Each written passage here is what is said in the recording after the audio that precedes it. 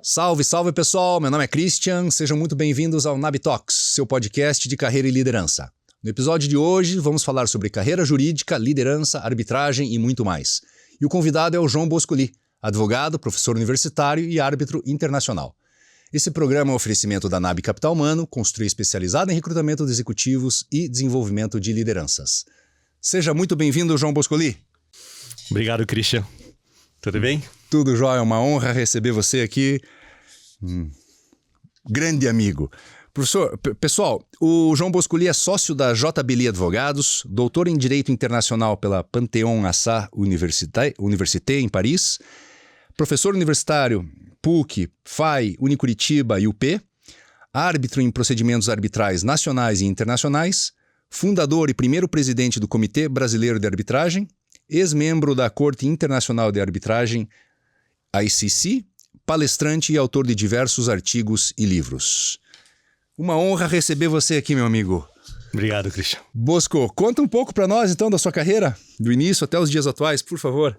Bom, primeiro queria agradecer o convite, participar desse NAB Talks, é realmente um prazer e uma honra, em especial estando aqui com você, que é meu amigo de anos. Christian, eu sou advogado há 35 anos, formado pela Faculdade de Direito de Curitiba, atual Unicuritiba. Fiz meu mestrado e doutorado em Paris, como você acabou de dizer, na Panthéon-Assas, Paris 2, e em Direito Internacional Privado e do Comércio Internacional, sendo que meu doutorado foi em arbitragem. Fui professor universitário durante vários anos, mais de 20 anos, dei aula na PUC, na Unicuritiba, na FAI e por último, na Positivo. Né? Lecionei Direito Internacional Privado e arbitragem, essencialmente. Fui professor visitante em várias universidades no exterior. Sou palestrante, dei palestra em vários locais do mundo. E atualmente eu sou advogado, tenho uma atuação acadêmica, atuação profissional em advocacia, essencialmente em arbitragem, atuo muito como árbitro e parecerista. Esse é essencialmente a minha trajetória profissional. Show de bola, Bosco. Como que você decidiu ir para a área de Direito Internacional e Arbitragem? Já era na faculdade, já era teu plano ou isso foi se moldando? Então, é um pouco engraçado porque na faculdade, obviamente, você tem várias opções e uma das opções que eu tive aula de Direito Internacional Privado na época, confesso que não me encantou na faculdade em si, mas na sequência era uma das matérias que eu gostaria muito de ter estudado de maneira mais aprofundada. Então o que eu fiz, eu procurei cursos de especialização no Brasil, que na época não tinha, estou falando essencialmente início da década de 90, e decidi, obviamente, estudar Direito Internacional fora do Brasil.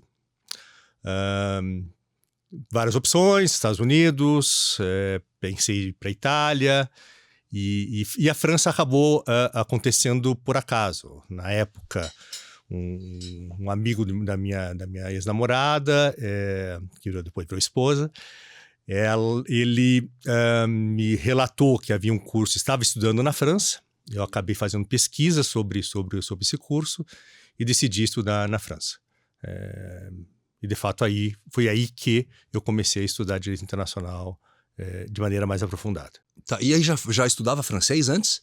Eu já falava francês, eu fazia aliança francesa, estava no avançado, e foi relativamente rápido assim, a adaptação do idioma. Entendi. Porque toda a produção lá e os estudos, 100% em na francês. Na época era em francês, hoje tem vários cursos em inglês, né? Tem LLM em inglês, por exemplo, mas na época era somente em francês. Somente em francês. Tinha que ter um domínio da língua enorme, né? Claro, para poder escrever. De fato, e o francês é um idioma que demanda uma certa dedicação, principalmente para escrever. Porque é muito mais diferente e é difícil escrever. E como é que foi teu começo de carreira? Bom, pessoal, é o seguinte, só para um disclaimer aqui. Eu e o Bosco, a gente é amigo há 40 anos, desde que a gente nasceu, porque essa é a nossa idade, né? Como é que foi teu início de carreira? Escritórios de advocacia ou... enfim, conta pra nós aí, cara. Então, eu fui pra França, só pra relembrar um pouquinho essa parte francesa da minha carreira.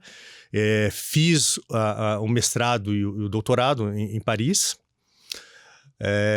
E foi lá que pela primeira vez eu ouvi falar de um tema, que é um tema que acabei dedicando toda a minha vida, que é a arbitragem. Porque no Brasil a arbitragem praticamente não existia no Brasil, na prática. Não estudei arbitragem na faculdade, não era matéria que era ensinada na faculdade. Uhum.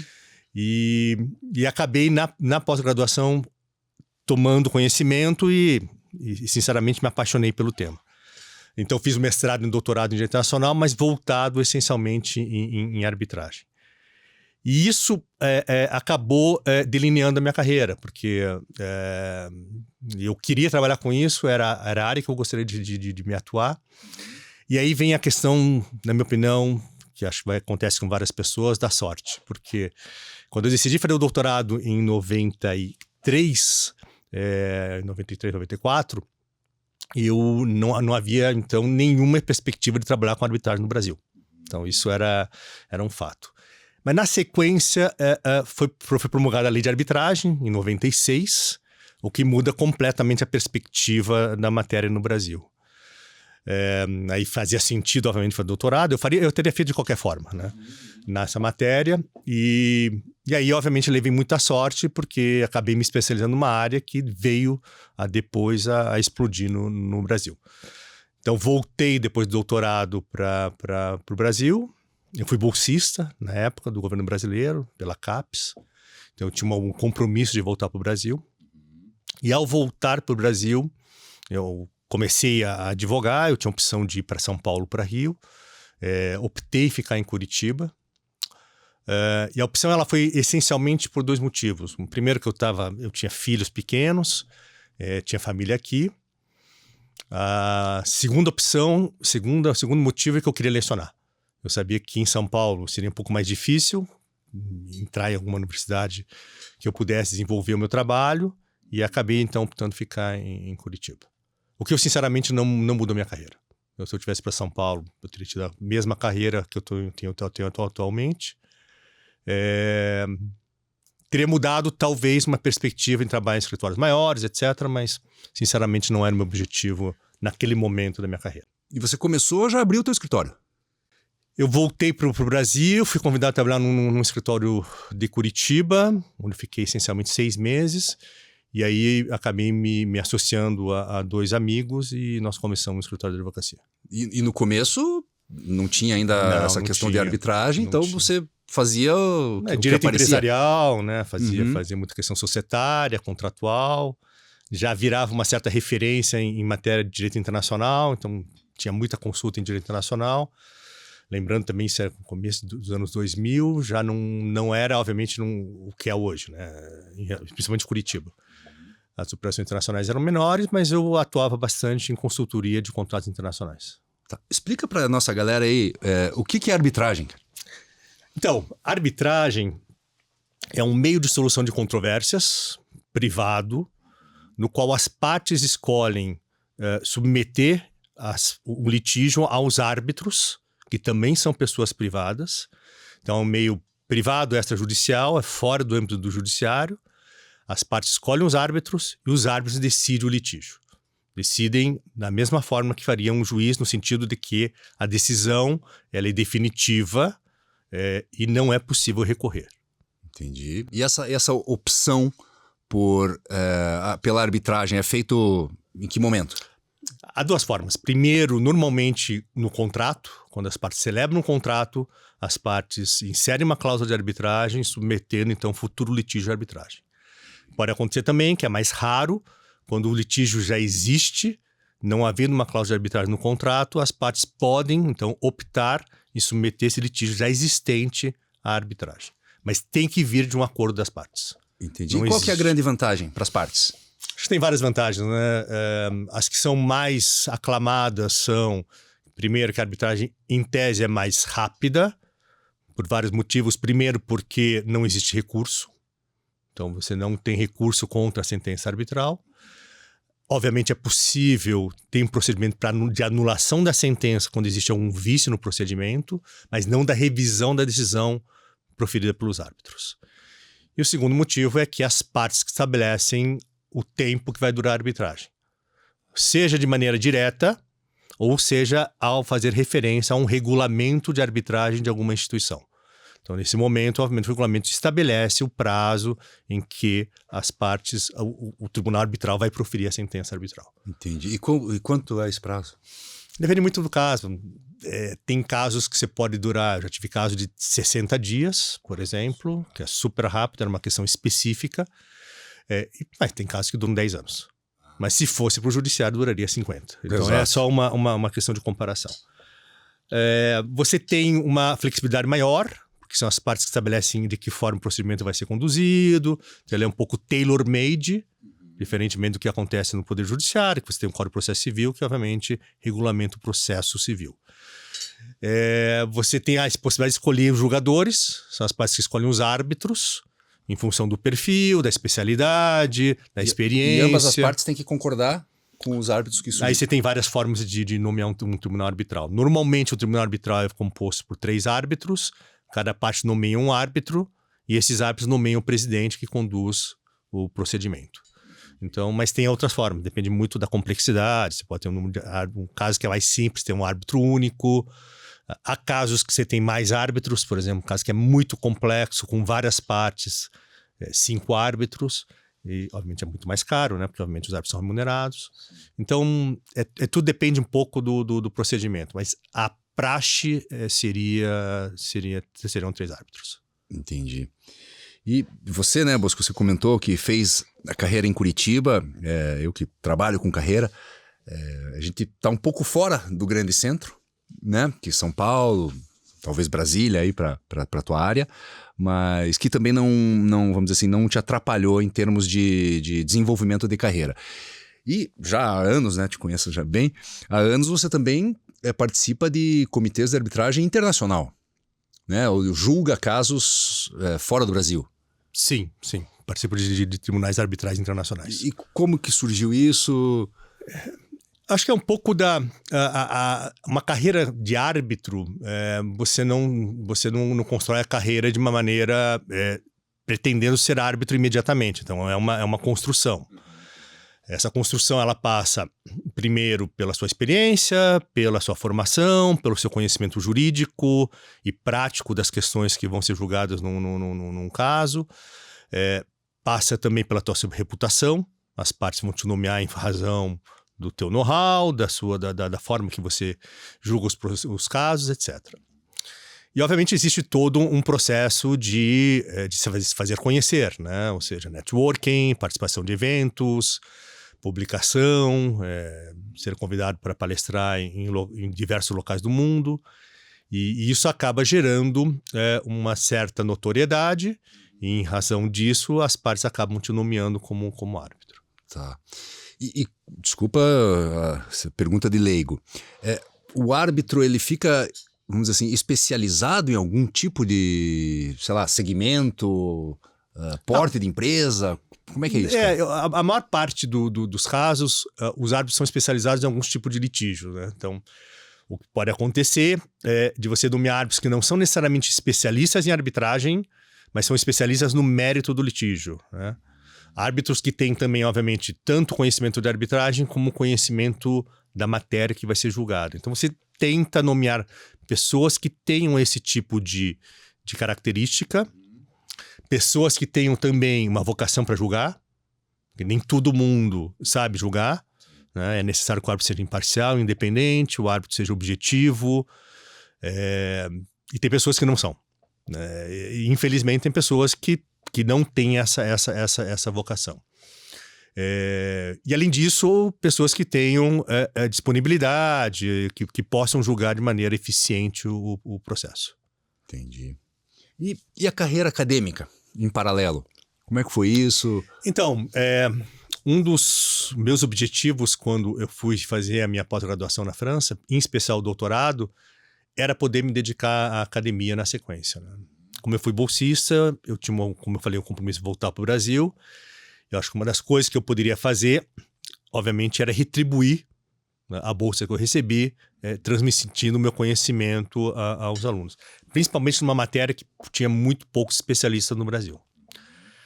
E aí eu decidi dar aula. Então, isso foi uma coisa meio natural, ao retornar, começar a dar aula. As faculdades não tinham matéria de arbitragem, Então eu lecionava essencialmente Direito Internacional Privado, que era uma das áreas que eu me formei, me especializei. E na sequência, obviamente, em função do crescimento da arbitragem, as faculdades começaram a integrar no currículo a matéria de arbitragem. Então eu lecionei Direito Internacional Privado e Arbitragem.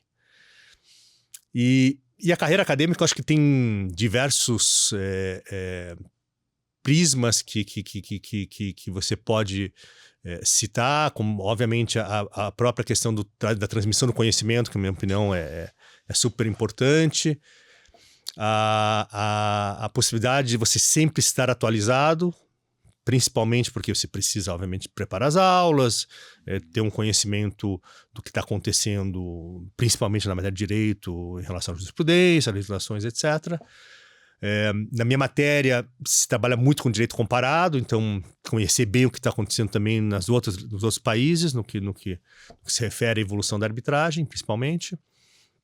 E você tem, acho que uma coisa que é espetacular, que ser docente, ser professor, te dá a possibilidade de você interagir com pessoas mais novas. Né? Te mantém... eu acho que você aprende muito com os alunos. Quem falar o contrário não é um bom docente. E você consegue permanecer jovem no sentido intelectual. Porque isso, obviamente, te traz debates que são ricos, troca de conhecimento, que acho que são super importantes. E, por fim, eu acho que a grande satisfação de qualquer professor é poder ver os alunos terem uma carreira de sucesso. E isso posso dizer que eu tenho diversos ex-alunos que hoje são advogados em escritórios de advocacia no Brasil e no exterior, alguns são professores, alguns já estão trabalhando com arbitragem, inclusive como árbitros. Então isso me dá bastante alegria de ver o sucesso dos meus ex-alunos. Isso traz uma satisfação enorme, né, cara? Ver o sucesso dos alunos, né? E você continua produzindo, né?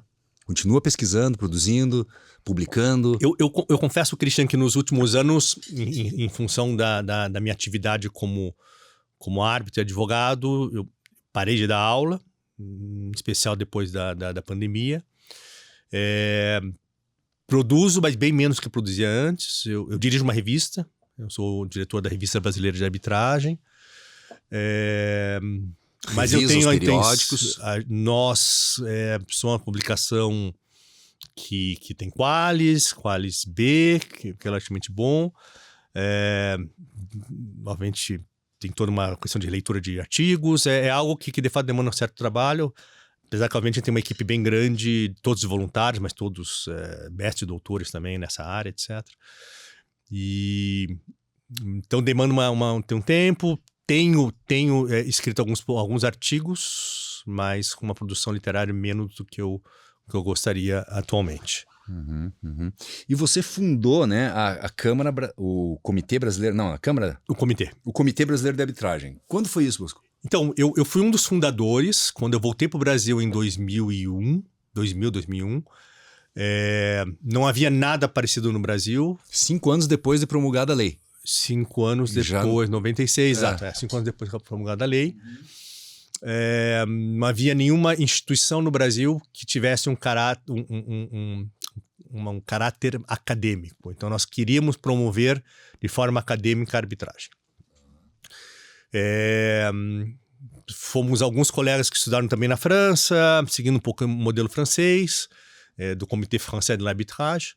Nós resolvemos criar, éramos jovens na época, né? Resolvemos criar o Comitê Brasileiro de Arbitragem e tivemos um apoio importante de diversos juristas brasileiros que também se dedicavam ao estudo da arbitragem.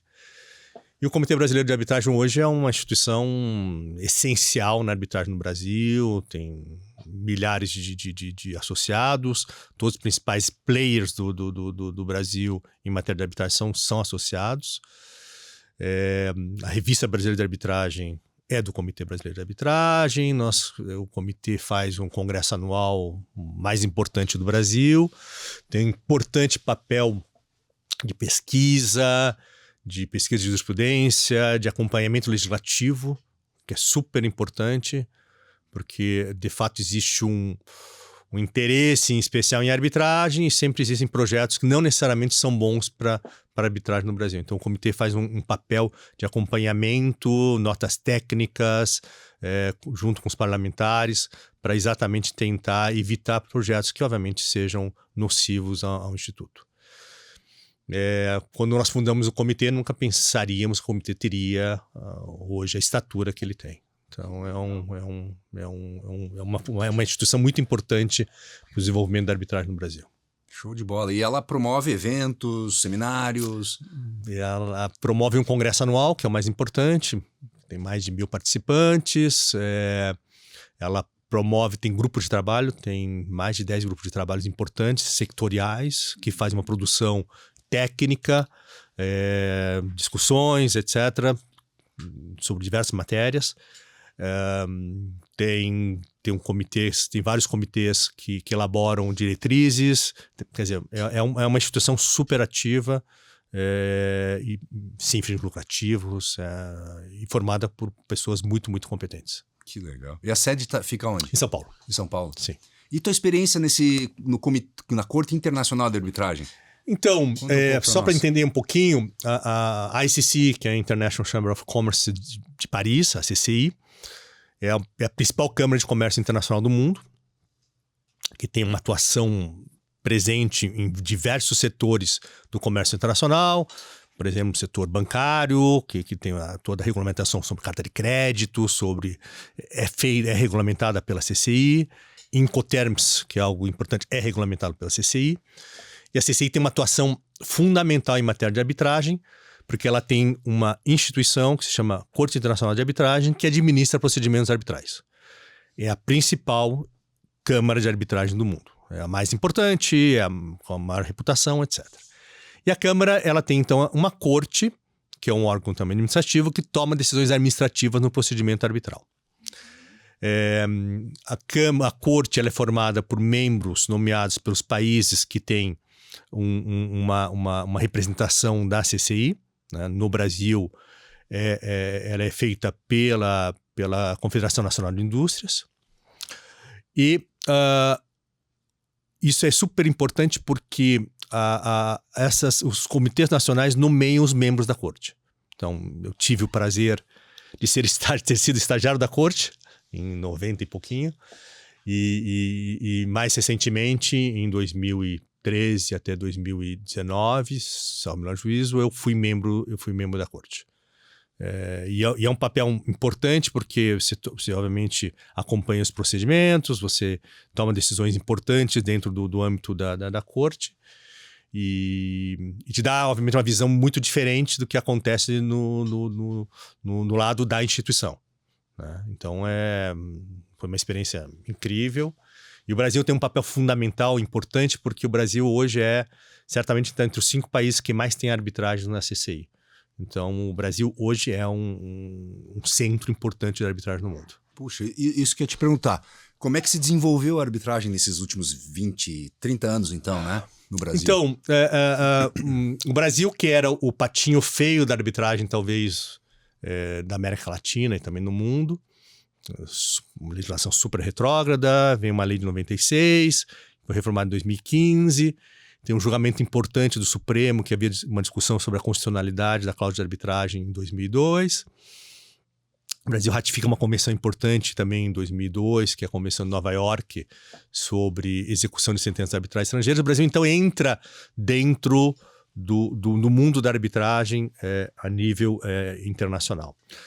E aí, obviamente, depois dessa decisão do Supremo em 2002, as coisas vão ser feitas naturalmente. As partes começam a inserir cláusula de arbitragem no contrato, e hoje todos os grandes contratos importantes têm cláusula de arbitragem. Em 2015 tem uma mudança importante na legislação, no qual se admite expressamente que a administração pública pode participar da arbitragem. Já havia uma discussão anterior doutrinária, se podia ou não, mas a partir de 2015 existe uma chancela legislativa na qual a administração pública pode participar da arbitragem. E aí estoura a arbitragem com a administração pública. Como parte. Então, entendi. Todos os grandes concessões públicas, etc., PPPs, etc., todas têm cláusula de arbitragem e tem muito litígio envolvendo a administração pública. Então, hoje a arbitragem no Brasil, ela, de fato, é uma realidade Obviamente, o crescimento da arbitragem traz novos players, traz, obviamente, partes que não estão tão contentes com as decisões, tentativa de anulação e todos os entraves que acontecem quando você cresce muito, né? Então, você chama atenção e certamente os interesses econômicos e políticos também entram em jogo. Entendi. E tendências, cara? O que você enxerga de tendências aí para arbitragem no Brasil, internacionalmente? Então, eu acho que a nível internacional, e obviamente no Brasil também vai acontecer, existem algumas preocupações em função do crescimento. O Brasil, só para se entender, nós não temos arbitragem em matéria de investimento estrangeiro. Por que o Brasil não ratificou as grandes convenções internacionais? Que é a Convenção de Washington 65, por exemplo, e o Brasil não tem tratados bilaterais de promoção e proteção de investimento que preveja arbitragem de investimento, não na forma clássica. Então o Brasil está um pouco fora desse jogo, que é uma área super importante a nível internacional, principalmente entre o investidor privado e o Estado receptor do investimento. Essa é uma discussão que existe muito, porque a questão de investimento é importante, a arbitragem é super importante para recepcionar esse investimento, para que o investidor estrangeiro esteja seguro que se houver algum litígio, principalmente envolvendo o Estado receptor, ele vai ser julgado por um tribunal neutro, não necessariamente os tribunais locais. E o Brasil está, de fato... Isso não impede, obviamente, que o Brasil receba investimentos, mas favoreceria caso nós tivéssemos, obviamente, ratificado essas convenções importantes. E isso, a nível internacional, existem várias discussões relacionadas à arbitragem de investimento que não nos afetam. Por outro lado, existem outras discussões envolvendo a arbitragem comercial, por exemplo, a questão da transparência. A arbitragem é um procedimento confidencial, então você não toma conhecimento necessariamente desses procedimentos. Há, obviamente, procedimentos que envolvem empresas de companhias de capital aberto que acabam sendo divulgados em função da importância do procedimento. E, no Brasil, o procedimento com a administração pública ele é público, salvo se as partes, a administração pública e a parte privada, principalmente, concordarem que ela seja confidencial. Eu tenho procedimentos que são confidenciais envolvendo a administração pública, mas porque as partes convencionaram que ele não seria divulgado. Mesmo assim, esse tipo de procedimento tem que ser divulgado para os órgãos de controle. Bom, as arbitragens que são confidenciais, existe uma certa tendência de maior transparência, principalmente no que se refere aos árbitros, quem são os árbitros que são nomeados, esse tipo de coisa, e a publicação de sentenças, mesmo que sejam de forma omitindo, por exemplo, o nome das partes, etc., para guardar a confidencialidade. Então, há uma tendência das instituições de arbitragem de maior transparência em relação à arbitragem.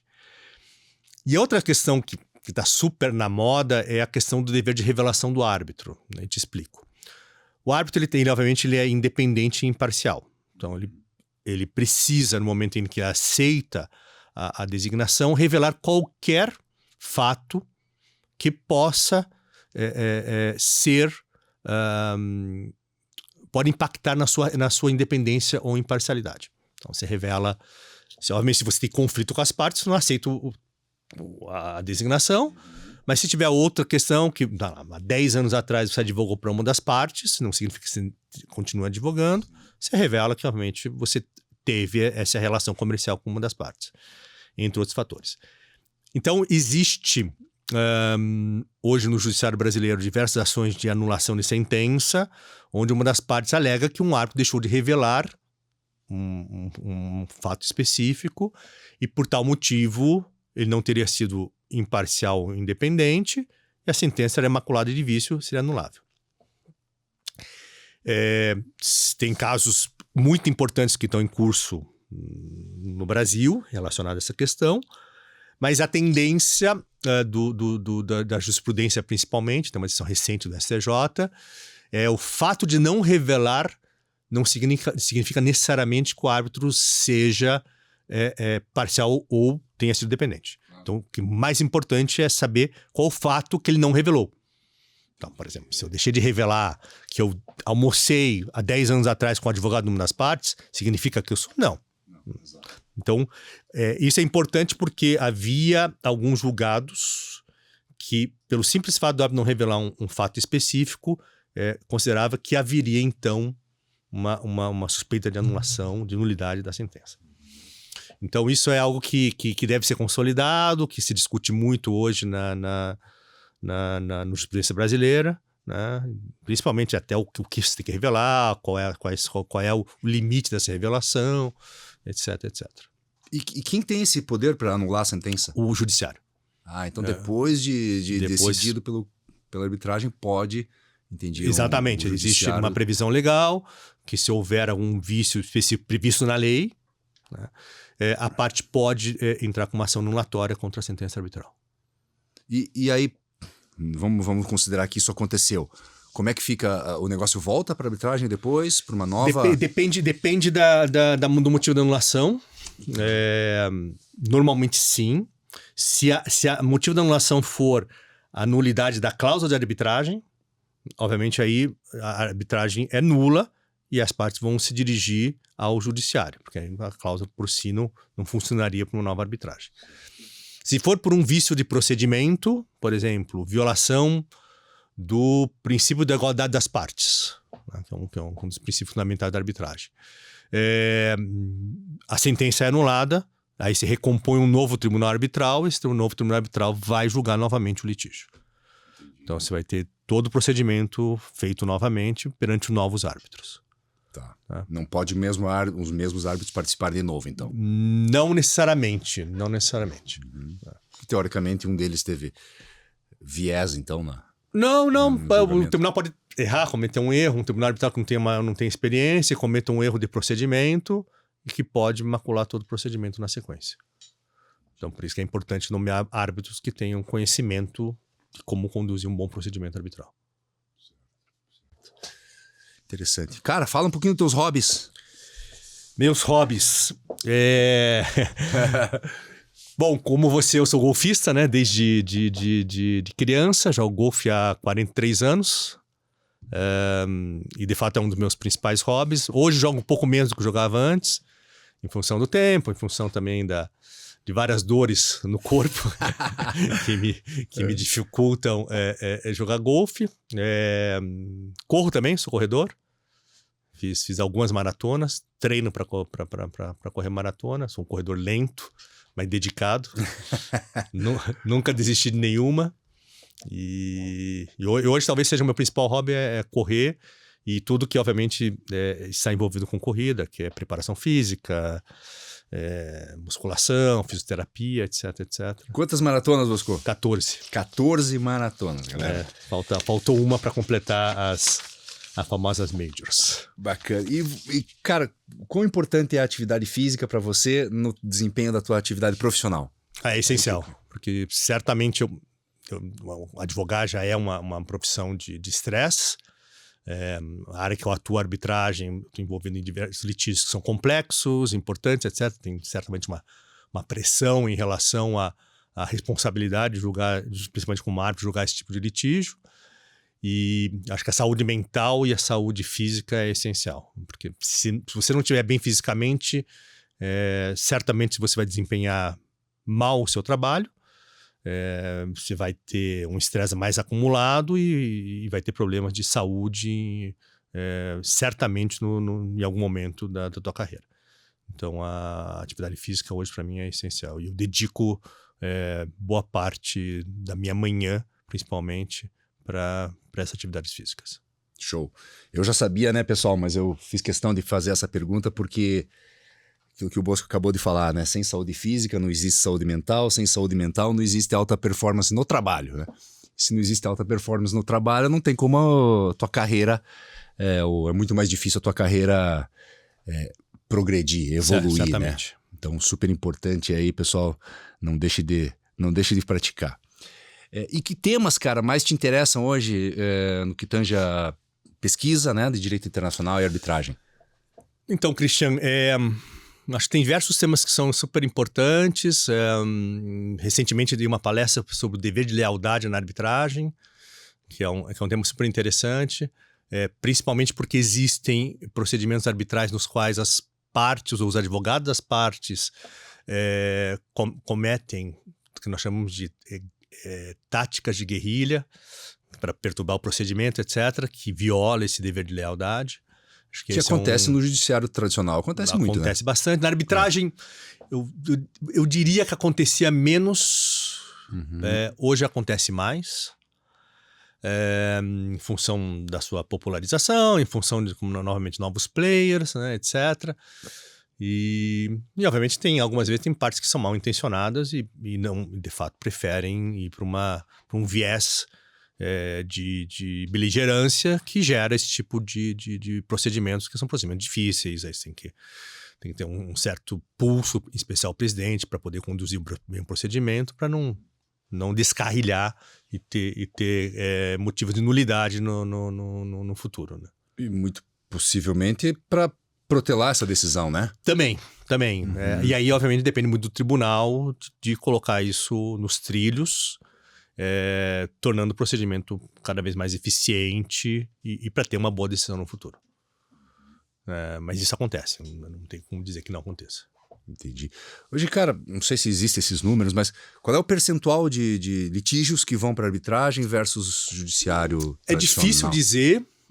Certamente o judiciário tem muito mais litígios, que é normal, até porque em matéria de arbitragem nem tudo pode ir para arbitragem, né? Normalmente é matéria envolvendo direito patrimonial disponível, matéria empresarial, comercial, que acaba sendo objeto de arbitragem. Mas eu diria que hoje todas as grandes operações de M&A, de infraestrutura, envolvendo a administração pública, tem cláusula de arbitragem. Então é difícil você dizer que um grande litígio comercial não vai estar submetido à arbitragem.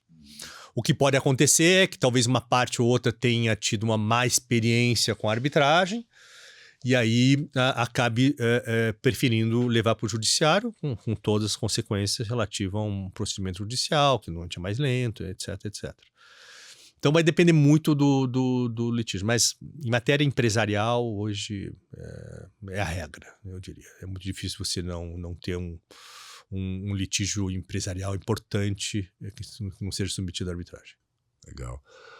Bom, o Brasil é reconhecido por ter, vamos dizer assim, um número muito grande de litígios no judiciário tradicional. É assim, proporcional também na arbitragem? Não diria. É muito difícil, como procedimentos são confidenciais. Porque aqui se judicializa tudo, né? Muito. Tudo, mas muito. Na arbitragem, primeiro, obviamente, tem que ter um acordo das partes para se submeter à arbitragem. Então não é automático. E muitas vezes o que acaba acontecendo, eu tenho muitos casos que começam e as partes fazem acordo. No meio do procedimento, principalmente, muito comum depois da audiência, quando uma das partes se vê que de fato o procedimento não está indo bem como ele poderia crer, e aí se chega a um acordo. Então, os acordos são comuns em matéria de arbitragem, não todos, obviamente, mas são comuns. Então, não é muito difícil dar um número. Assim, você tem pesquisas que falam das principais câmaras, principalmente valores envolvidos que são de bilhões e bilhões de reais, mas números assim concretos de quantos casos nós teríamos hoje no Brasil em curso, não dá para saber. Não tem como saber. Mas uma câmara, por exemplo, o Câncer CBC, que é uma câmara importante, deve receber 200 casos por ano. Não é tanto assim, né? A ICC mundial, né, recebe 1.500 casos por ano.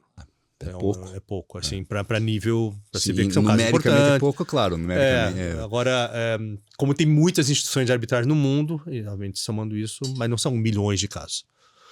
Talvez tenha aí milhares de casos no Brasil em curso relacionados à arbitragem. Tá. Então, e Bosco, o árbitro ele é remunerado pela causa até o final ou por período? Tem duas formas de se remunerar no Brasil.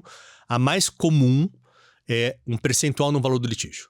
Então, as câmaras de arbitragem têm uma tabela de honorários, normalmente fixados em função do valor do litígio, número de árbitros, 1 ou 3 normalmente, e aí, em função disso, você recebe um percentual do valor do litígio. Demorando 60 dias ou 10 anos? Pouco importa. Pouco importa.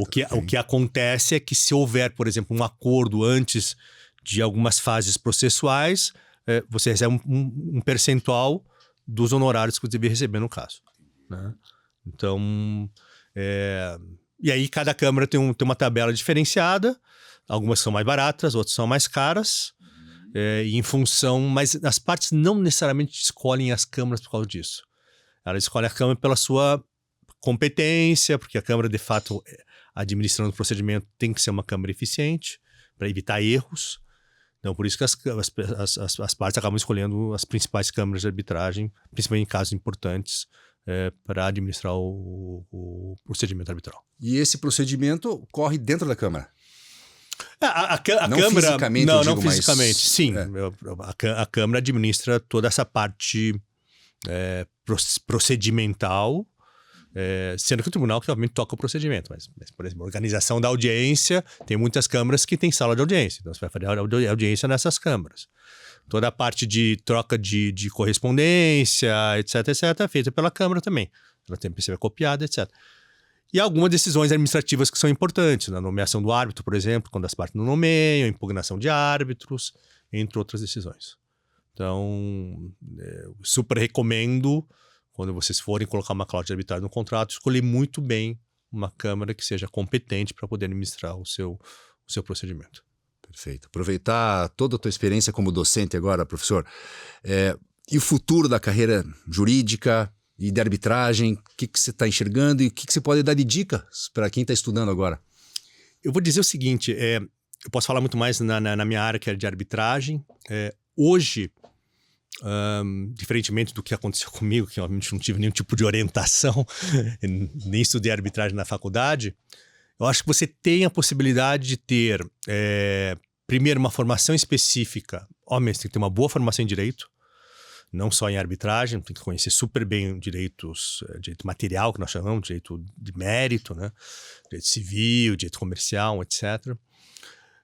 Acho que é super importante, não dá para relegar as matérias que são importantes. Eu acho que tem que ter uma habilidade linguística, principalmente se for atuar a nível internacional, né? Em inglês nem se fala, mas acho que é super importante falar 2 ou 3 idiomas, é o que acontece em vários locais do mundo. Os advogados que trabalham com arbitragem são poliglotas, falam super bem vários idiomas. Eu acho que tem que ter alguém que tenha esse viés multicultural, isso que é importante. Acho que vale muito a pena fazer intercâmbio, principalmente na faculdade. Muitas faculdades têm grupo de estudos de arbitragem, que participam de competições nacionais e internacionais de arbitragem.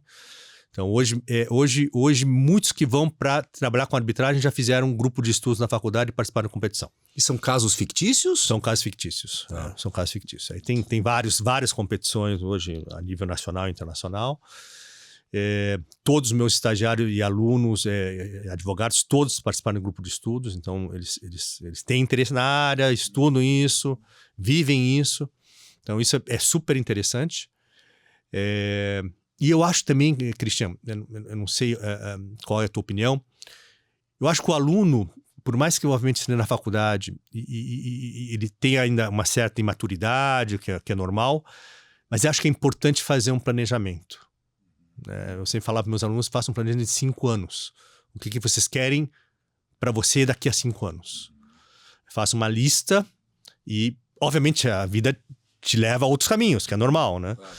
Te dá outras oportunidades, você pode mudar de carreira, quer dizer, acho que é super normal isso acontecer. Mas se você tiver essas metas quinquenais, ou seja, de 10 anos, qual o período de tempo que você achar mais interessante, você vai conseguir ver se você está avançando ou não na sua carreira. Eu acho que se você não tem meta, certamente é algo que você vai ver, vai passar 10 anos e você vai ver que a tua carreira está estagnada, né? Então, eu acho que isso é importante. Depois dos 5 anos você faz uma avaliação, uma reavaliação. Você pode, obviamente, ter outras prioridades, mas aí você já coloca metas para os próximos 5 anos. Eu acho que isso ajuda muito, muito para um jovem que está iniciando na carreira. Muito legal, Cara, sensacional. Eu costumo dizer aí pro pessoal que trabalha comigo, né? Você tá no ponto A. Se você sabe qual é o ponto B, ou seja, o teu objetivo, você consegue medir se aquilo que você está fazendo profissionalmente ou adquirindo em termos de conhecimento está alinhado com o ponto B. Tudo que você estiver fazendo que não está alinhado com o ponto B, não está te levando ao ponto B. Né? E muitas vezes, infelizmente, a gente vê que até grandes executivos, empresários, nem sabem qual é o ponto B deles. Né? O cara vai fazendo qualquer coisa e meio que as coisas acontecem na sorte ou nunca acontecem. Né? Ou nunca acontecem. A sorte eu acho um fator importante, mas só tem sorte quem tem competência. Ou seja, você tem que ter um objetivo. Se não tiver objetivo, é muito difícil a sorte jogar para você em relação a principalmente carreira.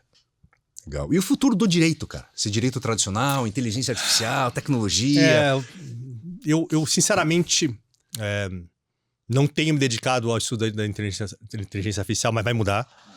Acho que já existem tarefas simples que você já não precisa de tantos advogados. Por exemplo, contencioso de massa, que um escritório que tem lá 10, 20, 30 mil processos, que são essencialmente o mesmo tipo de causa, com a mesma tese jurídica, mudando, obviamente, fatos, eventualmente, que você tinha X advogados, hoje os escritórios eles estão usando a inteligência artificial para poder se organizar e, obviamente, precisando menos advogados. Eu acho que não vai eliminar a carreira jurídica, certamente.